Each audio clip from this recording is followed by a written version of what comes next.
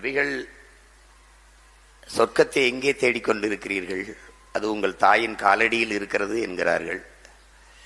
Abraham Lincoln சொல்றான், நான் இதுவரை பெற்ற வெற்றிக்கும் இனிமேல் பெறப்போகிற வெற்றிக்கும் காரணம் என் தாய்தான் என்று சொல்றார் ஆபிரகாம் லிங்கன்.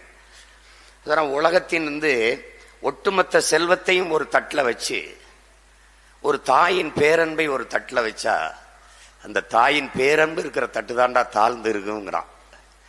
அது சொல்றான், உன்னை பார்த்து உலகத்துல நீ எவ்வளவு வளர்ச்சி அடைந்தாலும், எவ்வளவு வெற்றி பெற்றாலும், எவ்வளவு புகழை தொட்டாலும், எவ்வளவு உயரத்திற்கு போனாலும் உன்னை பார்த்து பொறாமைப்படாத ஒரே ஒரு உயிர் உலகத்தில் உண்டென்றால் அது உன்னை பெற்ற தாய்தான் என்க.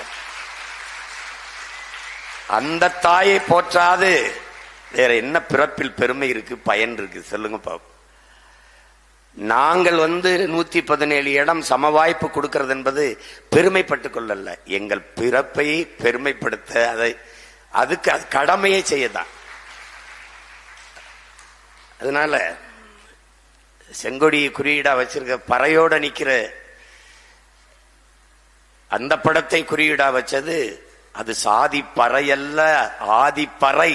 அதை அடித்து பகை முகத்தில் அறை என்பதை சொல்வதற்கு தான் அதை வச்சிருக்கு.